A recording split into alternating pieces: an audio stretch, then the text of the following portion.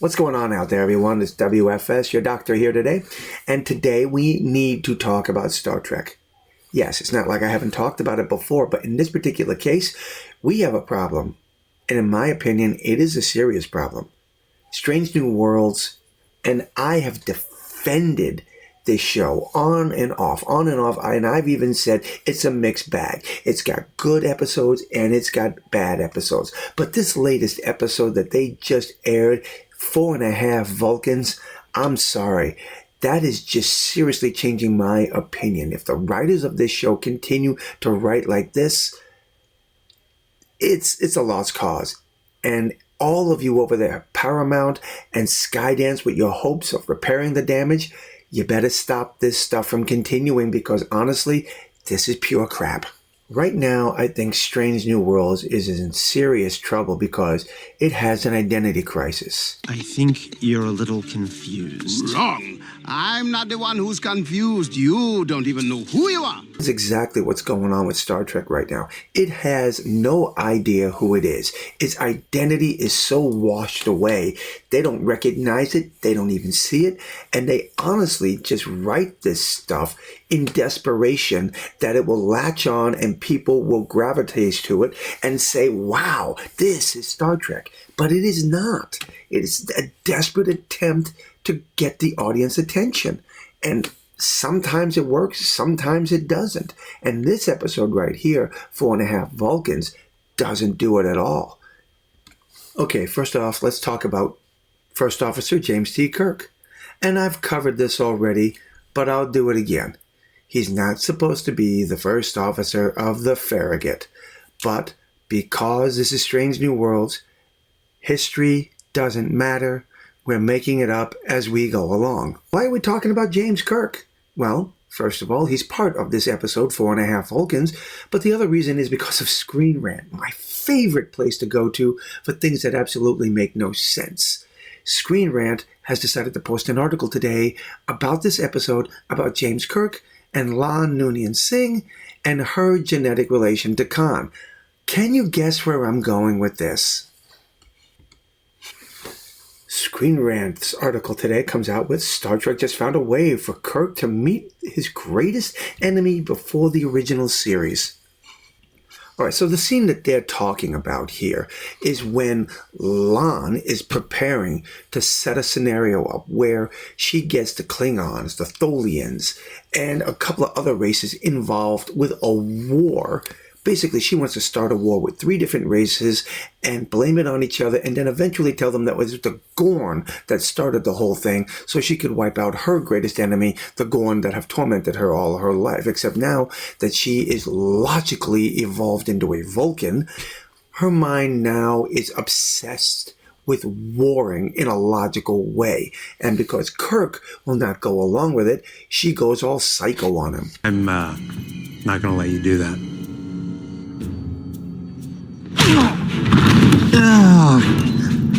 Why is she so strong? I told you not to make her angry. She's always angry. Ow! Alright, so here we go. Lieutenant Lan Noonien Singh's transformation into a Vulcan had not only enhanced her intellect and her logic, but tapped something innate inside her.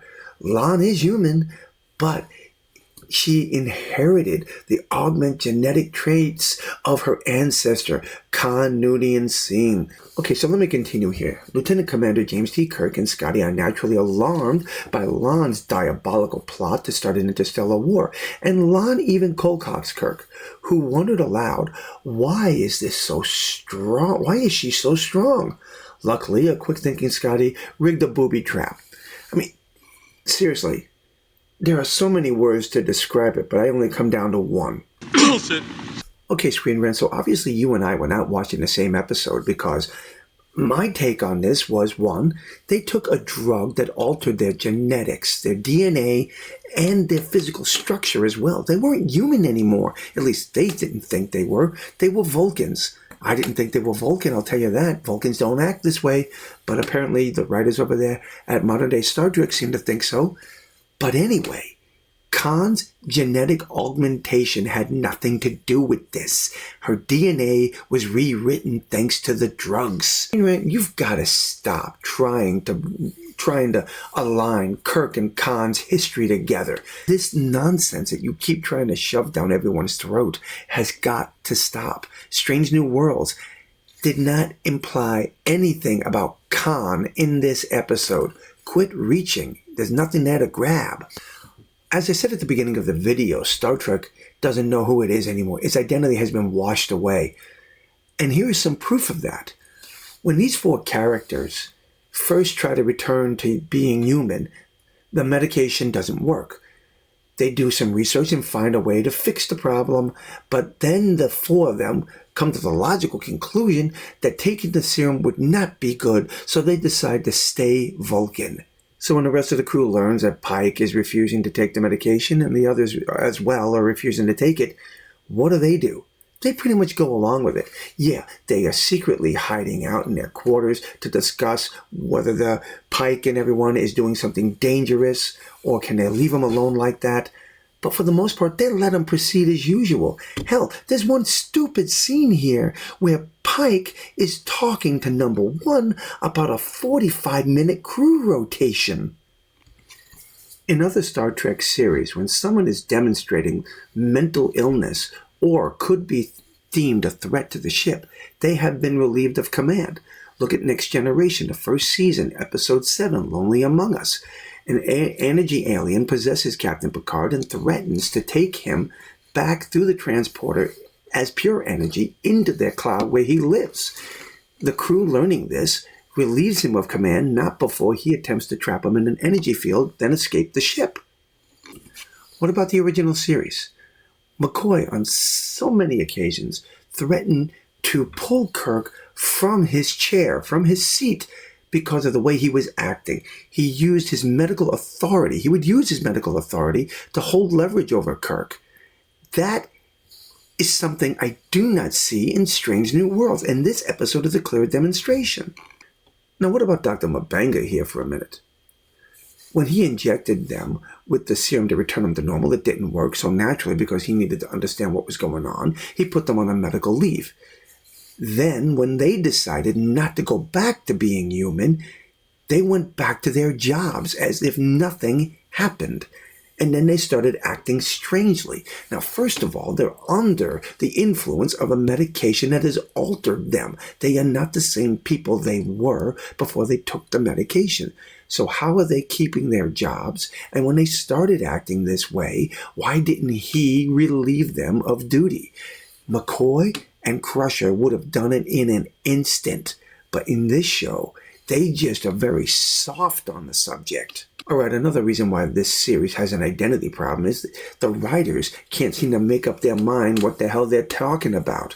In this episode, again, 4.5 Vulcans, we have a reactor on a pre-warp society given to them by the Vulcans hundreds of years ago, and for some reason, the nuclear reactor is going to wipe out their planet, so instead of sending Vulcans down to the planet, Pike, Lon, Uhura, Chapel decide to take this serum that alters them into becoming Vulcans. No one else can go to this planet because they're friendly to Vulcans and no one else. So these people take this medication and they're going to beam down to repair a reactor. But please look at how they are dressed and tell me how the hell any of them look like they're ready to repair a reactor. They look like they are Klingons getting ready to go to battle.